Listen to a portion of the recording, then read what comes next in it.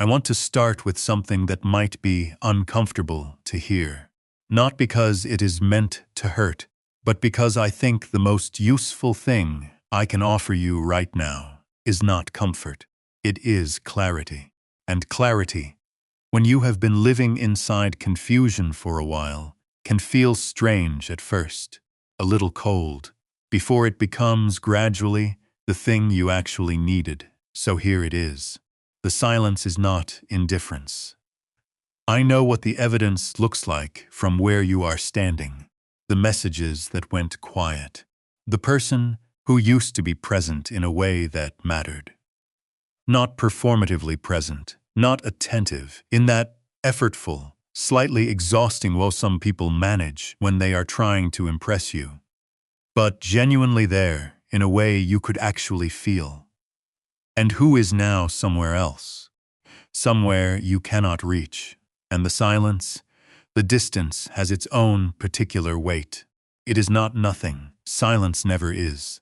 But what I want to suggest to you is that the silence you are carrying right now is being misread. Not entirely. There is real loss in it, real absence. But at its root, it is not what it looks like. It does not look like what it is. That distinction matters. And it is going to take a little time to build it properly. So stay with me. Carl Jung spent decades constructing a vocabulary for the things that happen beneath the surface of ordinary life. Not the visible things, the choices we make, the relationships we maintain, the stories we tell about who we are and why we do what we do, but the forces underneath those things. The current beneath the current. Jung called the domain of those deeper forces the unconscious, and what he kept returning to, again and again, across decades of clinical work and a lifetime of his own interior reckoning, was this. The unconscious is not passive. It is not a storage room where you put things you are not currently using. It is an active system, moving always towards something, pulling on the surface life in directions. The conscious mind does not always understand and does not always want to go. And what happens when two people meet deeply? When an encounter goes below the level of pleasantness and preference and surface compatibility and touches something that has been waiting, sometimes for a very long time, for exactly that kind of contact. What happens, in Jungian terms, is not simply that two people become closer to each other. Something changes in the structure of who they are. The interior rearranges itself. Old walls develop cracks. Parts of the self that have been quiet begin to stir. Things that were filed away as resolved turn out to have been merely stored. That rearrangement is not comfortable. I want to be very honest about that, because I think there is a cultural habit of describing deep connection in primarily beautiful terms. Warm, expanding, revelatory. And it can be those things. But the first experience of it, the actual, embodied, unmediated experience of being genuinely touched by another person at a level you did not expect, is frequently disorienting before it is anything else. It can feel like standing on ground that used to be solid, and noticing it has begun to move beneath you, not collapsing, not falling, but shifting, in ways you did not authorize, in ways you cannot easily reverse. That is what happened to the person you are thinking about. They encountered you, and in the encounter, something in them was rearranged without their permission. And their response to that, the pulling back, the silence, the careful construction of distance, is not evidence that the rearrangement did not happen. It is evidence that it did, that it was real enough to require active management, that something got through to a depth that does not get reached very often. You did not do anything wrong. You were simply yourself, at a particular depth, in a moment when they were open enough to receive it.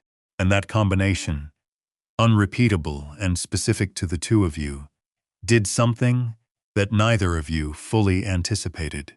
The silence that followed is not the end of the story. It is the part where the story went underground, where it continued in a place you cannot see.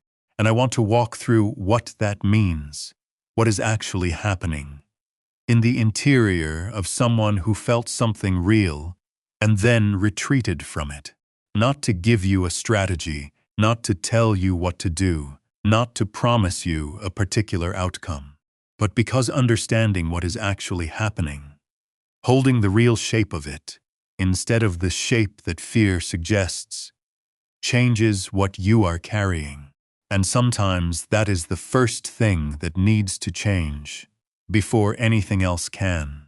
There is a kind of person, and I think many of you will recognize this, possibly from the inside, who has spent a significant portion of their life building something that functions like self-sufficiency, but is more precisely described as self-containment.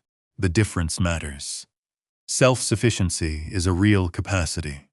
It is the genuine ability to meet your own needs, to be present to yourself, to function without constant external support. Self-containment is a performance of that capacity, rehearsed until it begins to feel like the real thing, until even the person doing it is no longer entirely certain which it is. This person has learned, through experience that was not always kind, that needing things from other people is a form of exposure, that wanting something deeply is a form of risk, that the most reliable way to avoid the specific kind of hurt that real connection can deliver, the kind that does not heal quickly, the kind that announces nothing before it arrives, is to remain one careful step removed from whatever you most want, not absent, present enough to experience warmth, not so present that warmth becomes need. They have gotten very good at this. It works in most situations, because most situations do not ask them to be anything more than they have allowed themselves to become. Most relationships operate at a level where the self-containment holds, where the performance of sufficiency is never truly tested, where everyone involved is comfortable enough with comfortable that nothing pushes past the layer, where something real would have to happen, and then they meet you. Something in the meeting does not stay at the surface. It does not interact with the managed version of them. It slides past it, not through effort on your part, not through strategy or pursuit, but simply because what you brought into the encounter was genuine. And genuine things interact with genuine things in a way that performance cannot intercept. The constructed self-sufficiency has no defense against contact. It was built to handle other performances, not to resist something that arrived as itself. You made contact, real contact, of the kind that does not ask for permission before it lands. Jung described the meeting of two personalities, two genuine, interior, actual personalities, not the social selves people carry into most rooms, as resembling the contact of two chemical substances. If there is any reaction at all, he wrote, both are transformed. I have always thought that framing is exactly right, because chemistry does not consult your comfort level before proceeding. Two substances come into proximity and, if the conditions are right, something happens that cannot be prevented by wishing otherwise. The reaction is not a choice. It is a consequence of what the two substances actually are. That is what happened between you. Something happened that could not have been prevented by being more careful. And the person who has now created distance felt that reaction beginning, felt the shift starting in the architecture of their interior, and did what people do when something moves faster and deeper than they had prepared for. They stepped back from the experiment, not because the reaction was wrong, not because what they felt was something they wished they had not felt, but because the reaction was too large for the container they had built for themselves. And there is something underneath that, something that is harder to say and harder to hear, which is this. The last time they allowed themselves to be this open, this permeable, it cost them in a way they are still, somewhere beneath the managed surface of their daily life, still paying for. That cost is stored in the body, in the specific, learned tightening that occurs whenever something begins to feel like that again. The withdrawal is not a decision exactly. It is closer to a reflex, something that activates before the conscious mind has finished assessing the situation. We do not retreat from things that do not matter. We retreat from things that could. And the depth of the retreat is proportional to the depth of what was felt. That is the part I want you to hold, because this is where it consistently gets confused. The distance feels like rejection. I understand that. It registers in the body as rejection. It produces the same internal chemistry, generates the same narrative. But underneath it, at the level where the actual motivation lives, beneath the behavior, the distance is not rejection. It is fear that is exactly proportional to the depth of what they felt. I want to be careful here, because understanding someone's fear does not require you to absorb the consequences of their behavior without naming them. Distance that is not explained is a form of harm, even when it comes from a frightened place rather than a cruel one. The fact that they ran because it mattered does not automatically mean the running was okay, or that you are required to hold space indefinitely while they decide whether to be brave enough to return. I am not asking you to do that. What I am asking is more specific than that. I am asking you to let go of the story that the silence means they did not feel it, because that story, the one where the quiet is evidence that you were wrong about what was real, that you misread things, that what you brought to the encounter was not actually received. That story is not true, and carrying a false story about a real wound does not help it heal. It only adds another layer of confusion to work through. The silence is fear wearing indifference as a coat. They are not the same thing. And the difference, when you can finally feel it, changes what you are carrying. I want to slow down here and go somewhere that most conversations about this kind of situation avoid, because there is a piece of this that rarely gets named directly. And it is the P that explains why the distance does not resolve the way the person who created it expected it to. Carl Jung wrote about what he called the shadow, and I want to use that carefully because it gets misused. The shadow is not the evil part of you. It is not your worst qualities or your darkest impulses. It is something both simpler and stranger than that. The shadow is everything you have decided not to be. Every quality, every need, every impulse, every feeling that at some point, for some reason, often a reason that made sense at the time, you exiled from the version of yourself you show to the world. Maybe it was exiled because it was once met with punishment or rejection. Maybe because you watched your own vulnerability become a wound and decided you could not afford to repeat it. Maybe because you were surrounded, early on, by people for whom emotional need was an inconvenience, and you learned to need quietly, and eventually, very nearly, not at all. Whatever the specific history, and the specific history always matters, the result is the same. A part of you goes underground. It does not disappear. It waits. And it expresses itself in the only languages available to something that has been refused, a direct voice. Through what you find irresistibly attractive in other people.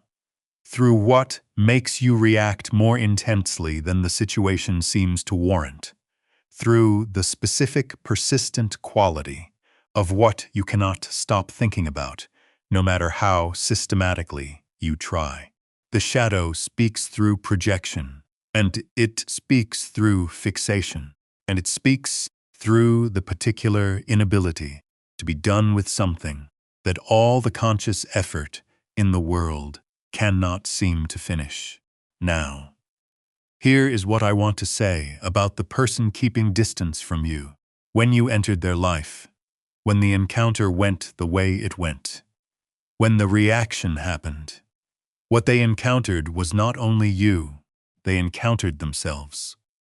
Specifically, they encountered the shadow version of themselves, the part they have been managing carefully for a long time, the part that wants what it wants without apology, the part that needs what it needs without first checking whether the need is acceptable, the part that is capable of a depth of feeling that the constructed, self-contained, careful version of them has spent years trying to keep at a manageable volume.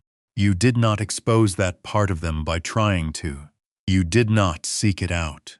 You simply brought yourself at enough depth and with enough authenticity that their shadow recognized something in you, a frequency it knew, a quality that matched something in their own interior that had been waiting, without advertising the fact that it was waiting, for something exactly like this.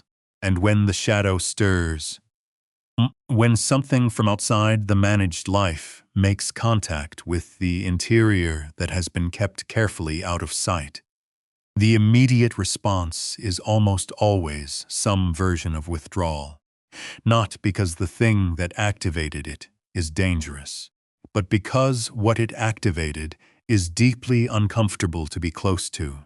The unmanaged parts of yourself are uncomfortable when you have spent years managing them.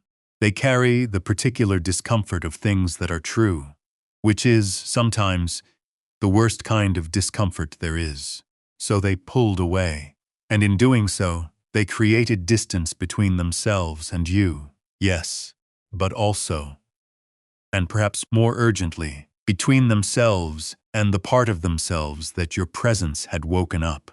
Here is what their interior life actually looks like right now. I want to describe this slowly because I think it matters, not to generate sympathy as a strategy, not to soften your own experience by understanding theirs, but because it is true. And true things are useful, even when they are also difficult.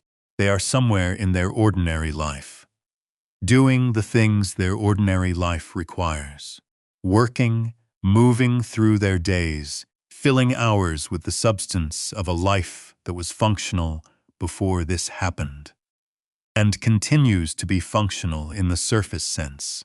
And you are there, not because they are choosing to think about you, not because they are indulging something they could set aside if they were more disciplined. You are simply there in the specific, irreducible, involuntary way that certain memories inhabit a mind.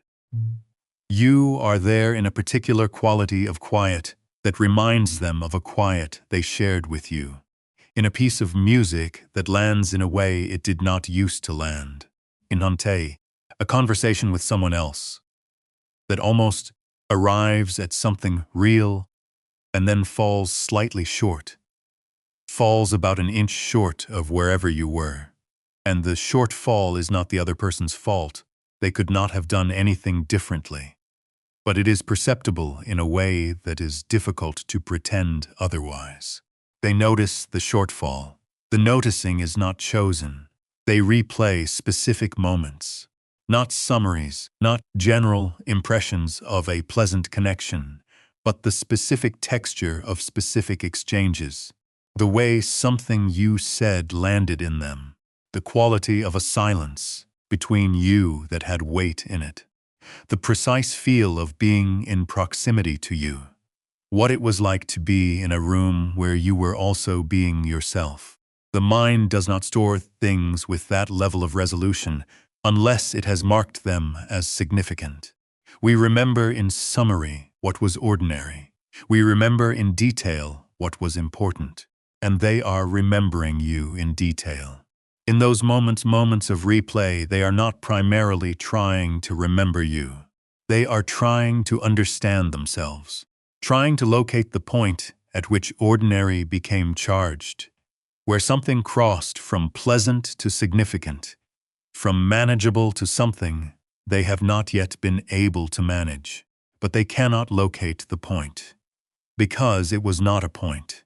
It was an accumulation that crossed a threshold somewhere beneath awareness, and by the time the conscious mind noticed, they were already on the other side of it with no clear way back. There is a version of reaching that never arrives. They compose messages. This may be literal or interior, depending on the person, but in either form it happens. Entire conversations assembled and then withheld. Not because the words are wrong, because sending them would require them to be the version of themselves that existed before the armor came back up, the open one. The one that did not yet know how frightening the openness would feel. And they are not sure they have access to that version anymore, or whether they are allowed to ask for something from you after the silence they created.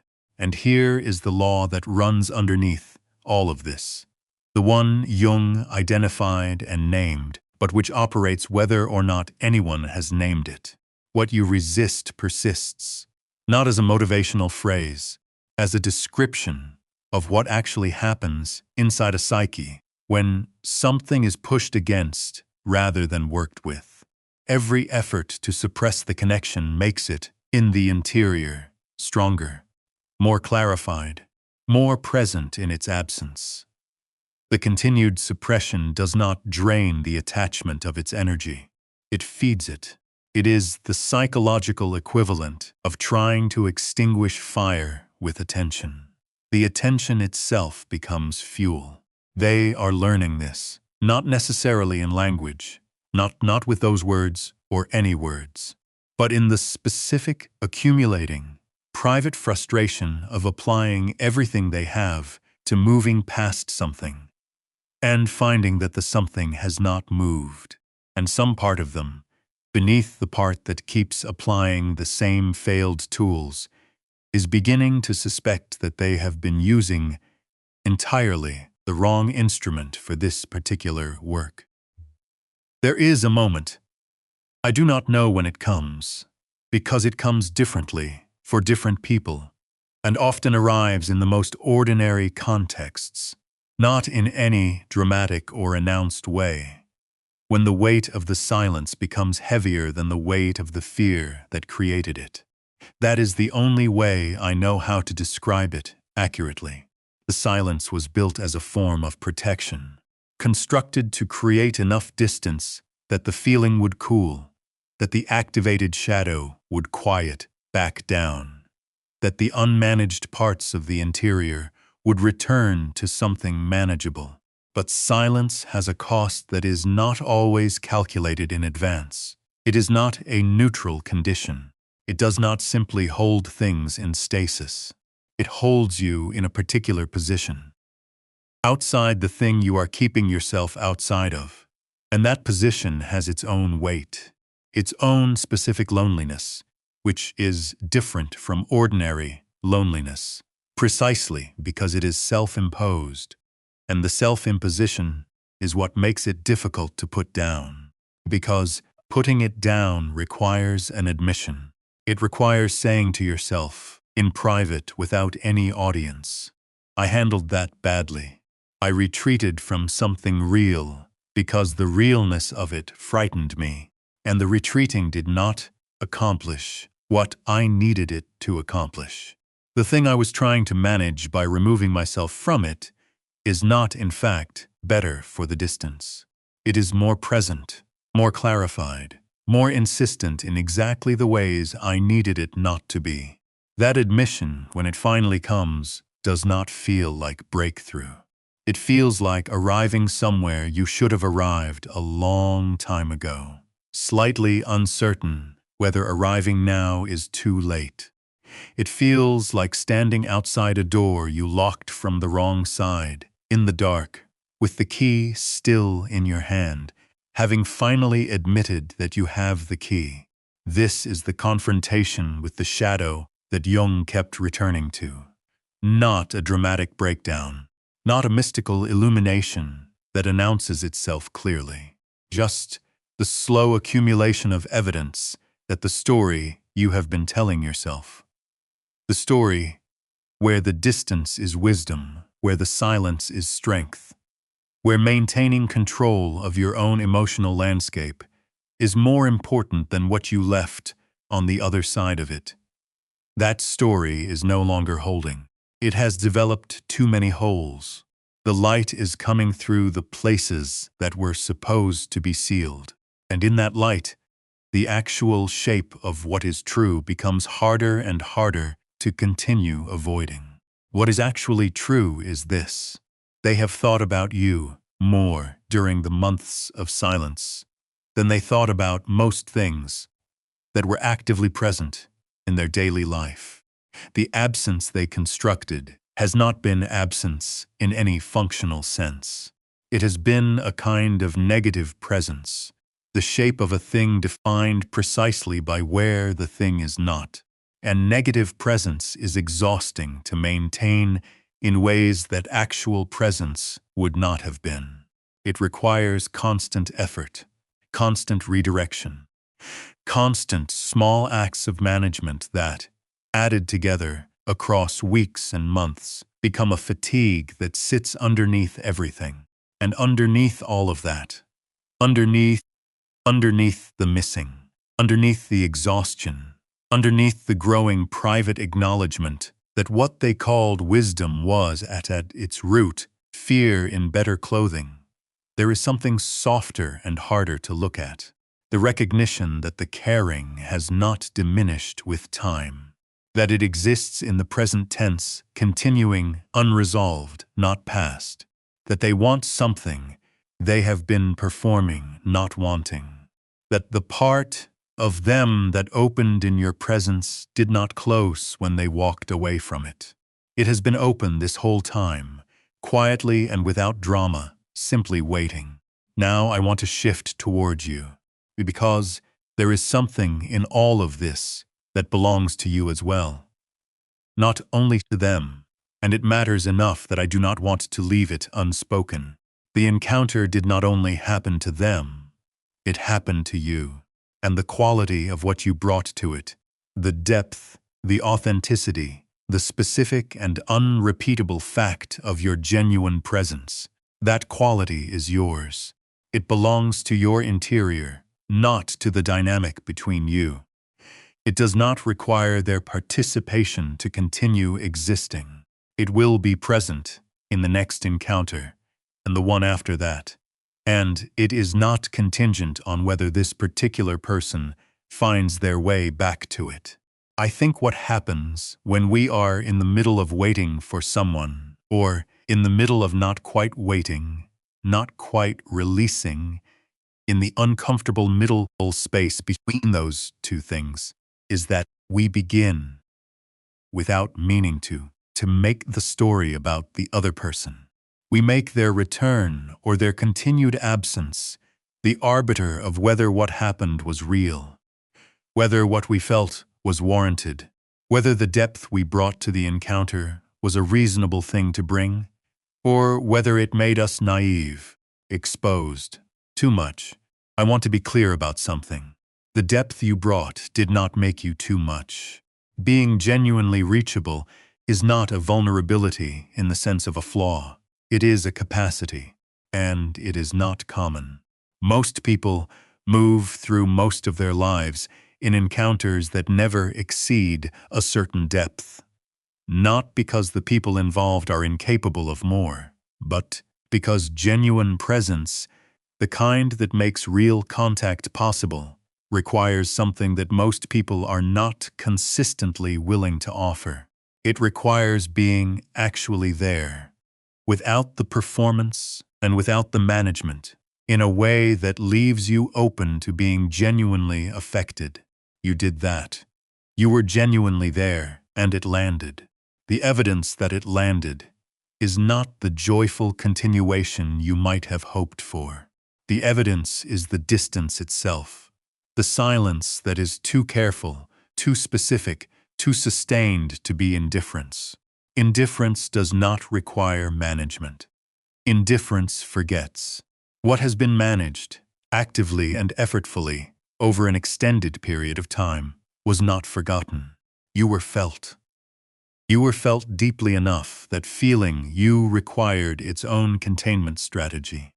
That is worth knowing, not as consolation, not as a substitute for what you actually wanted, as something true that belongs to you, regardless of how this resolves. You are someone for whom connection is not a surface transaction. You are someone who shows up at the level where real things happen. That is not nothing. In a world that has developed a great deal of infrastructure around keeping encounters comfortable and contained, the willingness to show up without the armor is genuinely rare. And the fact that you met someone else's fear rather than their corresponding willingness, that is not a verdict on what you brought. It is information about where they are. Two different things. So where does this go? I want to be honest with you about the limits of what I can say here, because I think being honest about limits is more useful than offering certainties I do not have. I cannot tell you what this specific person will do, or when, or in what form. What I can tell you is what I actually believe about the way the psyche works, and about the way this particular kind of interior story tends to move when the person inside it is honest enough to let it. The unconscious does not close accounts. That is the simple version of what Jung spent a great deal of his career demonstrating in much more elaborate terms. Something that has reached the depth of what occurred between you does not resolve through avoidance. It does not dissolve with time the way a lesser thing would. It stays in the interior, in the shadow, with the particular patience of things that know they are important and are willing to wait for the conscious mind to catch up at some point, and I genuinely do not know when, and I do not trust anyone who tells you they do. The accumulation of unresolved material reaches a threshold. The managed distance stops managing what it was supposed to manage. The story stops holding, and when that happens, the interior begins to move toward something it has been avoiding. Not because someone forced it, not because as an opportunity presented itself conveniently, but because avoidance has a natural ceiling, and they have been approaching it for longer than they know. What happens after that ceiling is reached is not automatic. Some people hit it and find new avoidance strategies. Some people hit it and finally look. The ones who look, who are willing to stand in front of what they have been running from and say, in whatever private language their honesty speaks, I see what this is, and I was afraid of it, and the fear has cost me something I did not want to spend. Those people change. Not dramatically, not in the way stories tell change with clear before and after. In the slow, unglamorous, genuinely interior way that real shifts always occur. The feeling does not change. The feeling has been stable the whole time, sitting in the shadow with patient consistency. What changes is their relationship to it, their willingness to carry it in the open rather than in the dark. Jung called this integration, and integration in his framework was never the ending of a process. It was always the beginning of something harder and more genuinely interesting. The ongoing work of being large enough to carry the whole of yourself, including the parts you did not choose and would not have chosen, without requiring any of it to be different from what it is. That is the invitation waiting on the other side of the fear they have been avoiding. Now I want to say something about where you are in this, because the framing of this conversation has been primarily about them, their interior, their fear, their process. And that framing is useful, but it is incomplete. You are not outside this story. You are inside it, and you have been doing your own version of this work throughout, whether or not you have called it that. The questions you have been asking, the ones that kept bringing you back to this situation, that kept making you turn it over looking for its real shape instead of accepting the comfortable version. Those questions are the work. The willingness to hold something unresolved rather than forcing it into a narrative that fits is not a failure to process. It is a form of integrity. It is, in the Jungian sense, the decision to know rather than to comfort yourself with a story that feels better than the truth.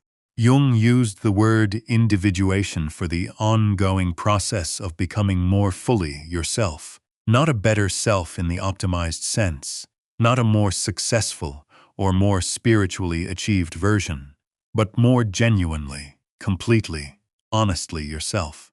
The parts that are inconveniently alive, alongside the parts that are easier to carry. The parts that want things your pride would rather not admit to. The parts that are still reachable, still capable of being moved, still underneath whatever years of experience have layered over them, connected to what they actually feel. You have been in that process this whole time. Not in spite of the confusion this situation created, but through it. Through the specific discipline of not making it simple when it was not simple. Through the refusal to dismiss what was real just because it became complicated. Through staying honest with yourself about what you felt and what it meant. Even when honesty was more expensive than the available alternatives. That is not small work. I want to close with something that has been underneath everything I have said today, and that I want to say plainly, because I think the layers of analysis can sometimes obscure the simple thing, and the simple thing is what actually carries weight. What you experienced was real. What you felt was not misreading or exaggeration, or the projection of something onto someone who was not actually there. Something genuine happened between two people at the level where genuine things happen. That level exists. It is accessible to certain people in certain moments. And the fact that what followed did not take the shape that you hoped for does not retroactively unmake the reality of what occurred. The silence came from fear, and fear is not indifference. Fear is, in the specific way it operated here, an oblique acknowledgement of importance. You do not construct a careful silence around something that did not matter. You do not spend months managing the residue of something that left no residue. The silence is, underneath everything, evidence of the same thing you felt from the other side, expressed badly, expressed in the only language the fear allowed, but evidence nonetheless. That does not resolve the ache of it, I know. Understanding why something hurts does not stop it hurting, but it changes the quality of what you are carrying. It changes the question from what is wrong with me to what is happening in them. And then, over time, to what is this asking of me? And that last question, when you are ready for it, is the one worth living inside for a while. This channel exists for that kind of question. Not the kind that arrives with a clean answer. The kind that has to be sat with, turned over, held in good faith for longer than is comfortable. The kind that the interior life keeps generating. Because the interior life is serious in a way that the surface life is not always encouraged to be. If this conversation reached something real in you, if it named something you have been carrying without quite having the language for it, stay. There is more here. The subscribe button is there not as a metric to optimize, but as a practical way of staying in a conversation worth staying in.